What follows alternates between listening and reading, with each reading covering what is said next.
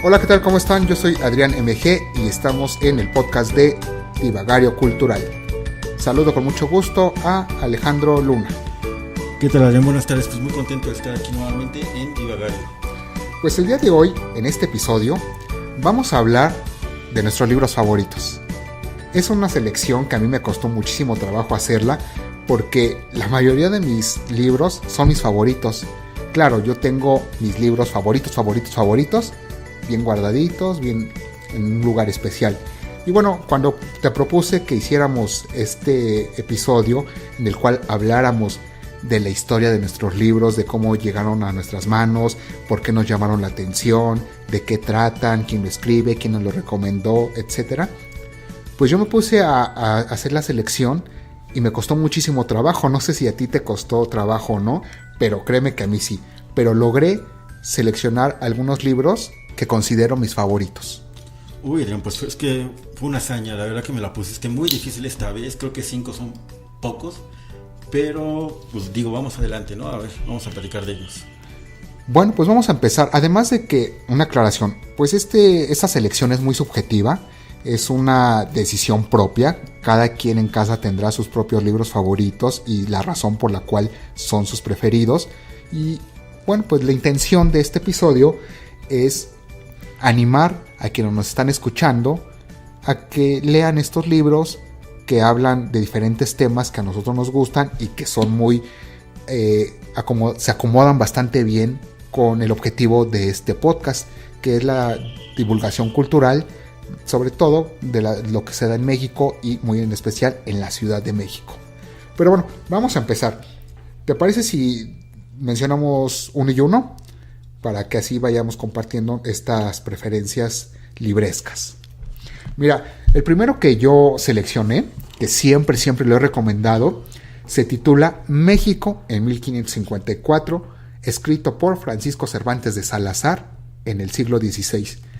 Este libro es considerado la primera crónica urbana de la Ciudad de México. Imagínate, la recién fundada Ciudad de México, porque pues tenía cerca de 30 y tantos años de haber caído México Tenochtitlán. Entonces, ¿cómo era la ciudad en ese entonces, en 1554?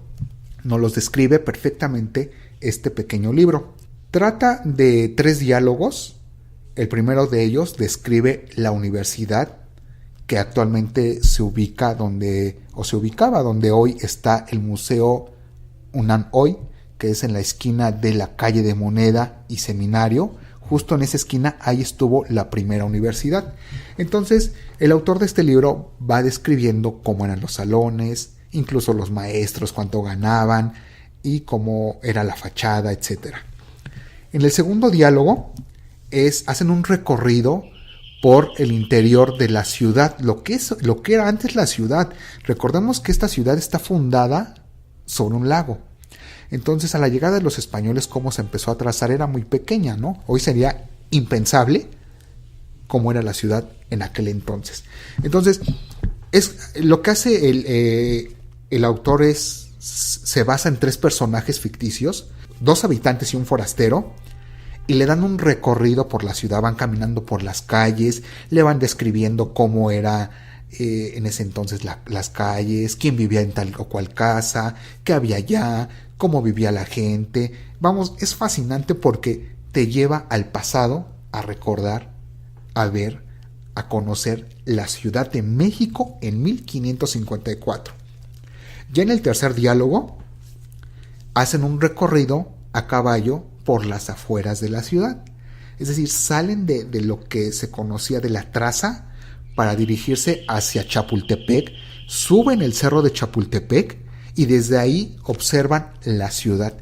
Imagínate, ha de ser impresionante. Hoy, con tanto edificio, nos parece una maravilla en un día despejado observar la ciudad desde el bosque de Chapultepec, desde el castillo. Imagínate en aquel entonces la maravilla que debió de haber sido. En fin, para mí es uno de los libros favoritos. Incluso yo lo tengo en varias ediciones. El que yo tengo ahorita en mano es uno editado por la Universidad Nacional de México, por la UNAM, en la colección Biblioteca del Estudiante Universitario. Para mí es muy práctico, es muy pequeñito y viene una introducción muy interesante hecha por Jiménez Rueda. Entonces él te habla un poco acerca del libro, es como una introducción. Yo espero que más adelante pueda contar la historia de este libro, porque pueda profundizar, porque en verdad que es muy apasionante, pero ya lo haré en otra ocasión. ¿Cuál es tu libro que traes tú, Alejandro? Pues más que nada lo traigo en mente y se trata de Gentes profanas en el convento. Una maravilla. Doctor Gerardo Murillo. Es una novela casi autobiográfica donde nos relata todo lo que vivió este hombre, todo lo que pasó. Anduvo en la revolución, anduvo de pordiosero, anduvo viviendo en la Merced, comiendo de la fruta podrida, vaya, o sea, anduvo con la ropa deshecha, hasta que no sé cómo paró y tocó la puerta y la abrieron y llegó, y justo a la persona que le abrió lo conocía. Era un viejo amigo suyo que fue un subordinado de él cuando él era jefe de un pequeño, de los militares, ¿no? De Algo así, lo que hoy serían los militares, los ¿no? Dragones Rojos, algo así se llamaba. Entonces ahí después, porque Gerardo Murillo participó en la revolución. Así es, estuvo junto con Carranza, luchando a favor de Carranza. Así es. Entonces llega a este lugar pues pidiendo auxilio, pidiendo pues que le permitieran pasar ahí la noche, y cuando menos se da cuenta él llega ahí y se apropia del espacio. Del convento, de lo que es el claustro de la Merced. Ah, mira, y es hermosísimo, ¿verdad? Hoy todavía no se puede visitar todavía, pero hay quien ha logrado ingresar al exconvento, porque gracias a Gerardo Murillo ese exconvento se salvó, porque lo querían tirar. Lamentablemente la iglesia sí la tiraron, pero hoy nada más sobrevive el claustro. Entonces en ese libro que acabas de mencionar, Gentes profanas en el convento, Gerardo Murillo hace toda esta descripción, o sea, como lo mencionas, es autobiográfico, ¿no? Ahí fue donde tuvo su romance con Nahui Olin, ¿verdad? Nos habla de Nahui Olin, nos habla de cuando él recibió encargos por parte de los presidentes para la edición de distintos libros que él escribió por encargo, muchos de los cuales incluso ya le habían pagado por adelantado y él ni siquiera tenía escrito ni una hoja.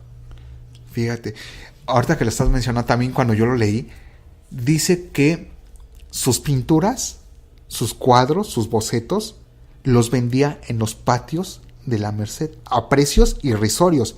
Hoy una pintura del Dr. Atl, bueno, no te alcanza ni, o sea, carísima. Y en aquel entonces, como la mayoría de los artistas, ¿no?, de esa época, vivieron prácticamente en la pobreza, con dificultades económicas, y hoy en día sus obras, bueno, se cotizan altísimo. Pero sí es ¿qué vendría siendo? ¿Como novela? Porque es una biografía. Una novela autobiográfica. Sí, ¿verdad? Que tengo entendido que él nunca aceptó que era una biografía. Oye, porque aparte existe la autobiografía autorizada que hizo Antonio Luna Arroyo. Ah, también muy buena. Sí, es cierto.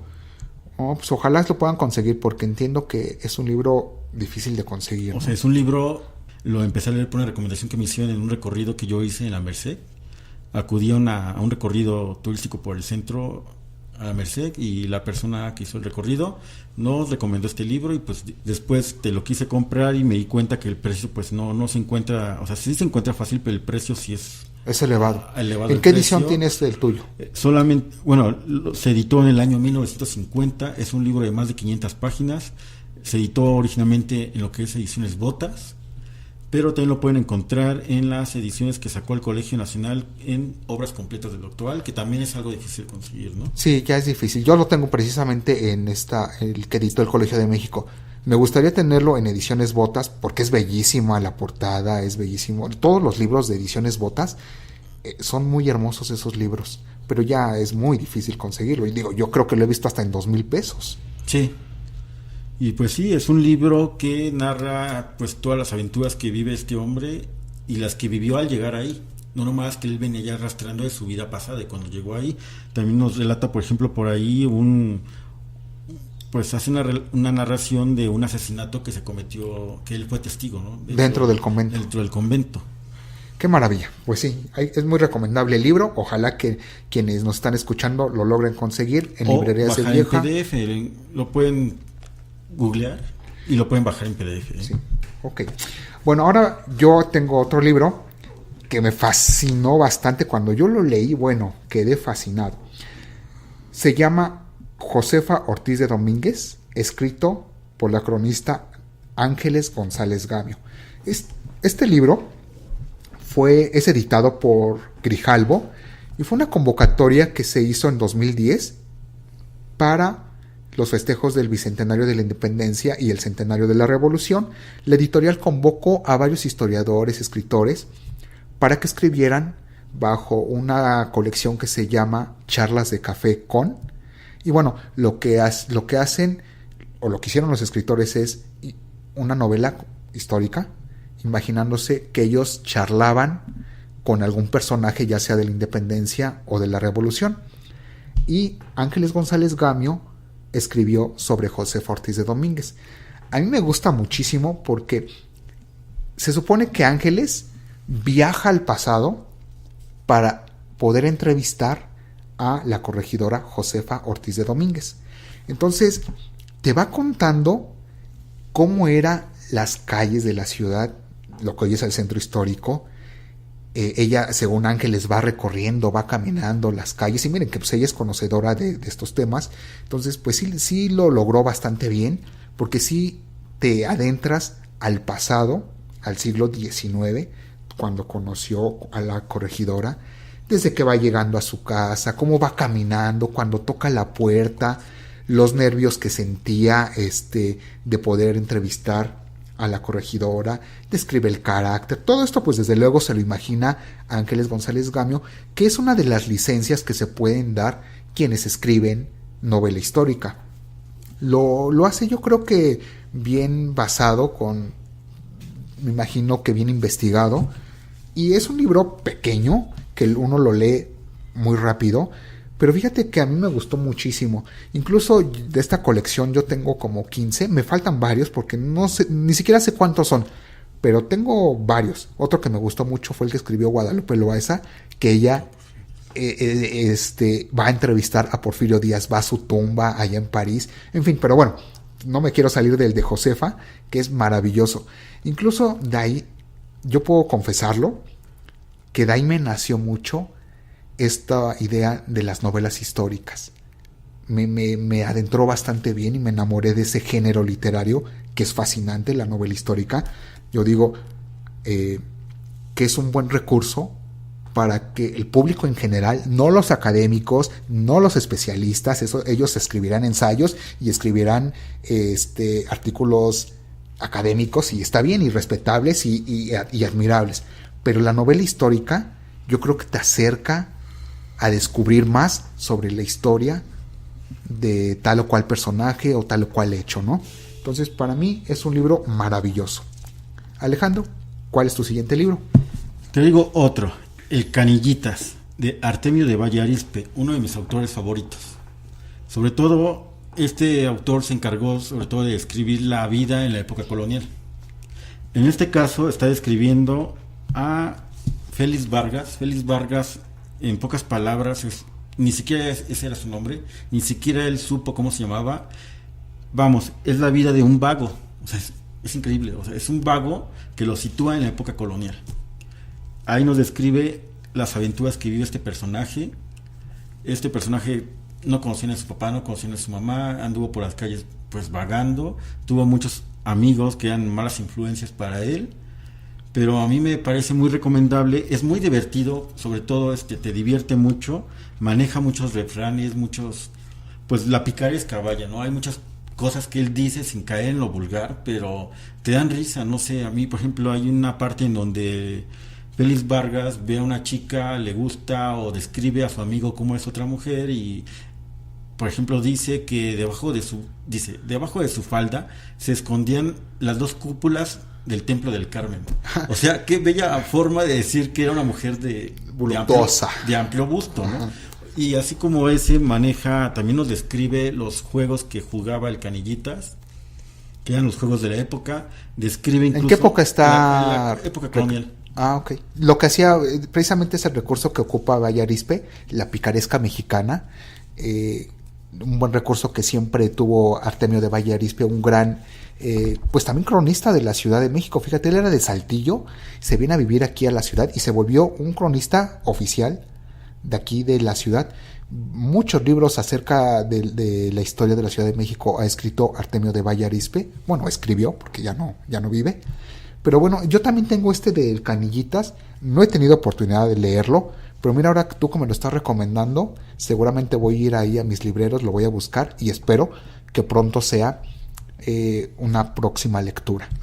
Así es, nos narra, incluso te digo que hasta la comida que el Canillitas acostumbraba a comer, los juegos que jugaba, y pues nos narra todas las travesuras que hacía este hombre, ¿no? Y sobre todo, a mí lo que más me encanta es el vocabulario que ocupa para describir estas aventuras, ¿no? Sin caer en lo vulgar. Incluso hay cosas que son muy fuertes. Que, ¿no? Es la precisamente eso es la picaresca mexicana, que no cae en la vulgar, pero sí el doble sentido, y uno lo puede interpreta. ¿Sí? Genial que una persona tan rígida como Artemio, que era un viejito de lentes, serio, maneje estas cosas así con elegancia. Hay una partecilla por ahí así, para que se les antoje leerlo, que por ejemplo el Félix Vargas se mienta a la madre con otra persona y la otra persona le contesta que su abuelita, su mamá, que era más tocada que el himno nacional. Ándale, pues. Que su mamá era más caliente que las lajas de Acapulco, del piso de Acapulco.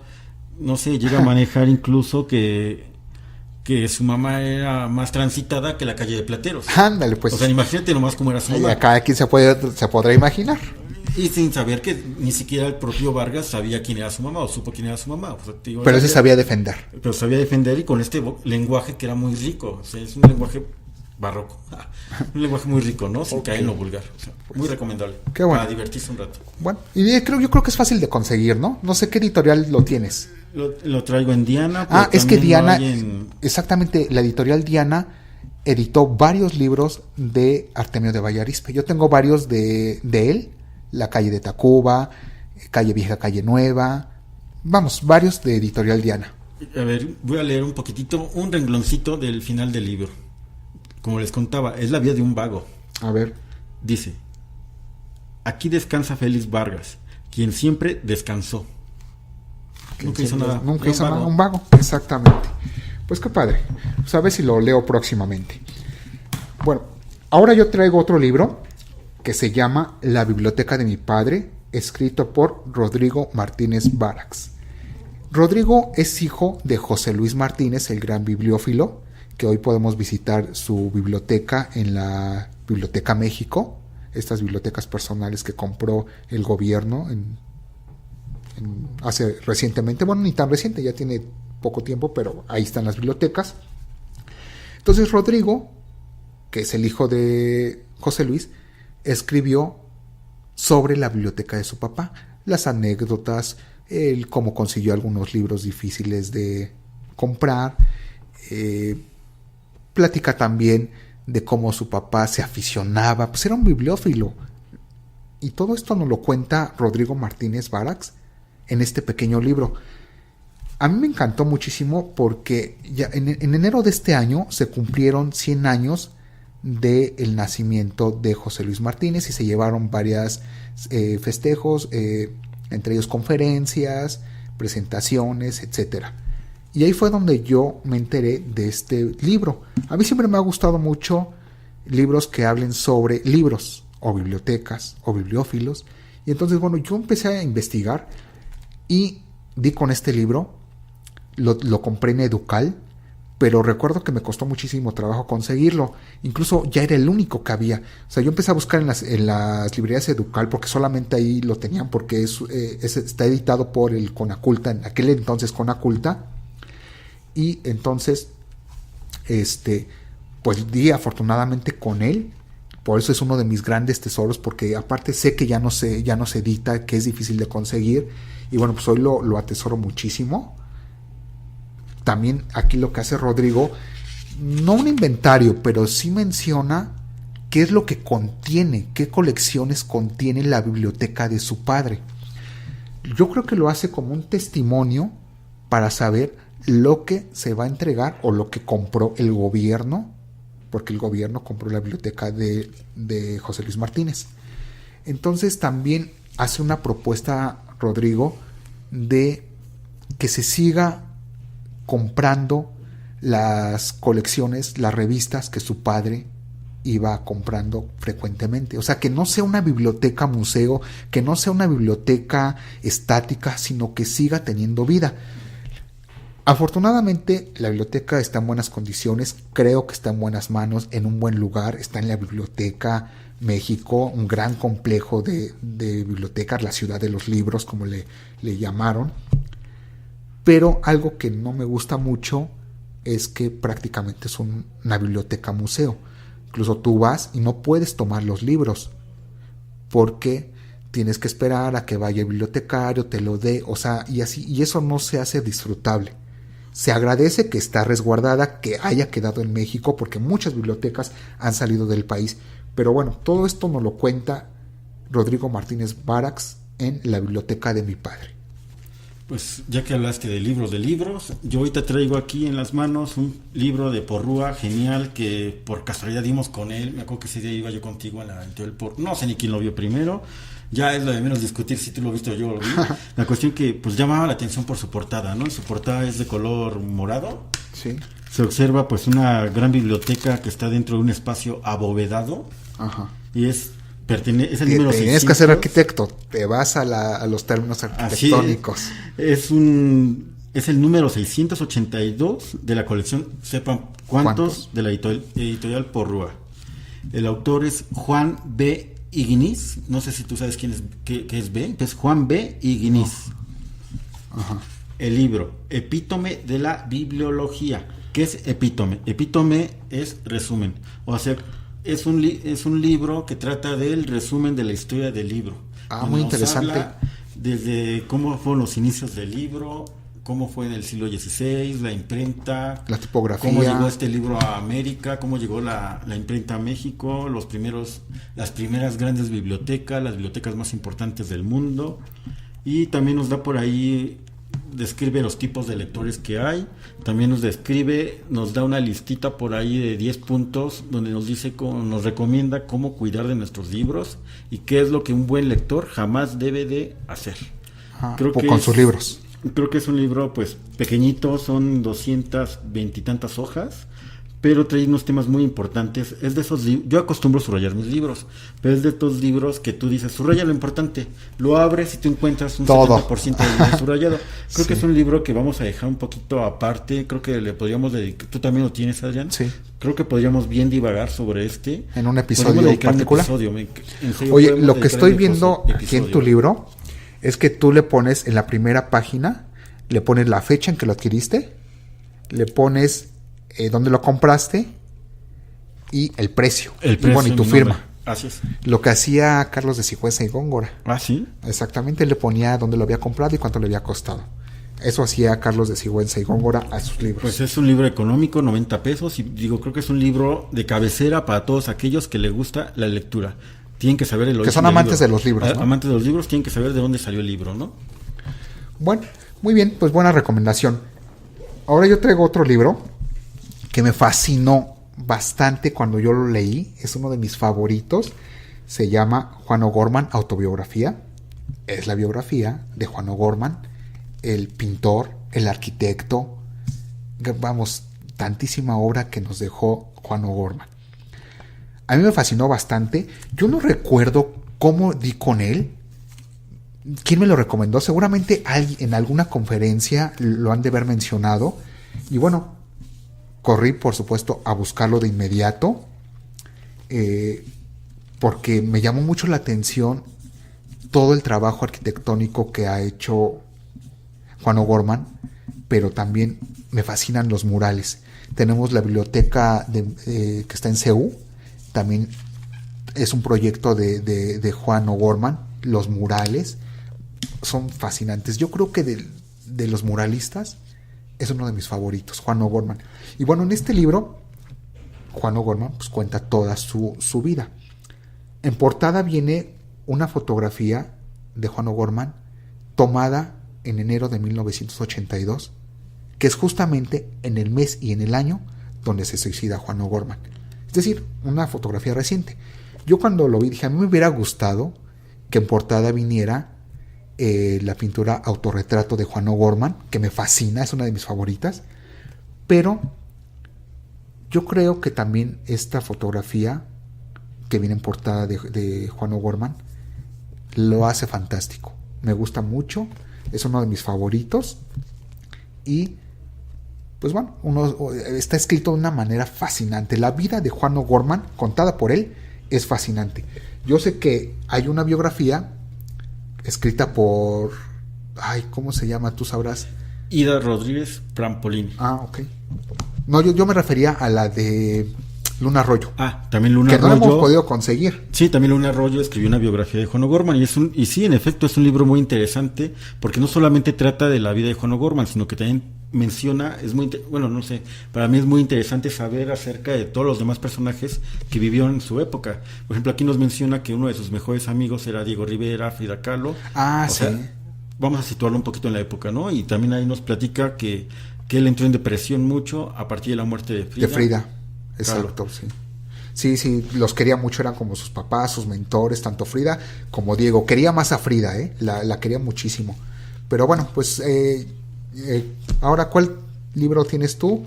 Traigo uno que trata un poco es un libro polémico, creo que fue un libro que incluso estuvo un poco vetado, un poco censurado. Se llama Las venas abiertas de América Latina por Eduardo Galeano. ¿De qué trata ese libro? Es un libro donde nos habla de la problemática, sobre todo económica, de por qué América está como está, y me refiero a América Latina. Incluso es un libro que también toca mucho el tema del Perú, la ciudad de La Paz, Bolivia, Perú, y la ciudad de México, México como país. Es un libro en donde nos explica por qué Estados Unidos es una potencia, por qué otros países igual europeos son potencia, y por qué nosotros, o por qué América estamos como que pues por debajo de económicamente, sobre todo, ¿no? O sea, es un libro que critica la división del trabajo, es un libro que critica pues la sociedad americana, europea y la mexicana, de por qué estamos como estamos, sobre todo en la cuestión económica. Es un libro que nos habla del porqué de explotación en este caso en México, de los minerales, del oro, habla del cerro del Cusco en Perú. Y pues también se remonta un poco también a la época de la conquista, ¿no? Oye, veo que es de los años 70, ¿verdad? Y que todavía, o sea, me imagino... Aplica, todo lo que todavía aplica. Todavía viene aplicando, ¿no? Qué interesante, yo la verdad no lo he leído, no lo tengo. Te voy a leer un rengloncito, creo que un rengloncito nos puede servir para entender de qué trata, ¿no? Dice: la división internacional del trabajo consiste en que unos países se especializan en ganar y otros en perder. O sea, es un libro fuerte, ¿eh? Sí.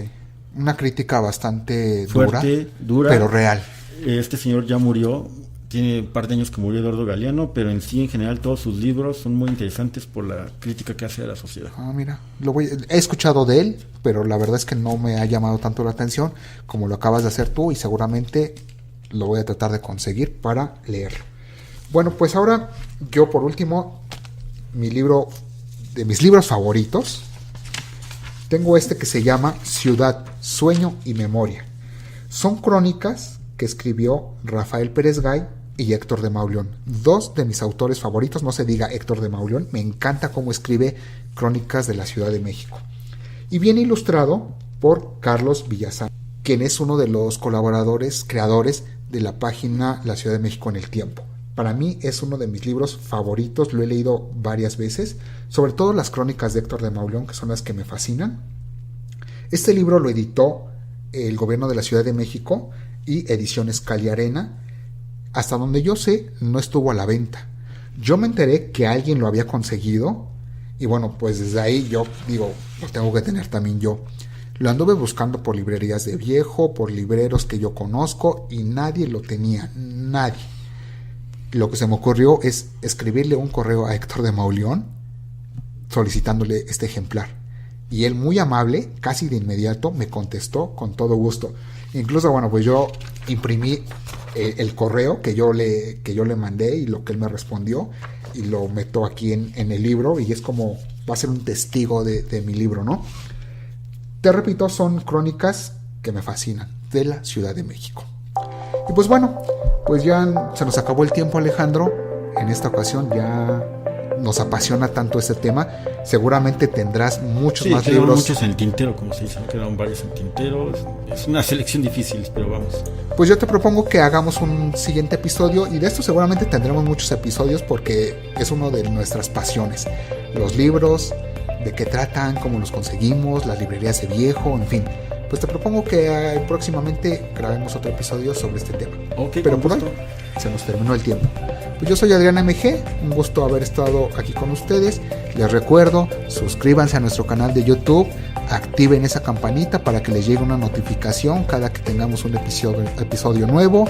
También visiten nuestras páginas en Facebook y en Instagram. Pues eso fue todo por hoy. Nos escuchamos en el próximo episodio. Hasta pronto.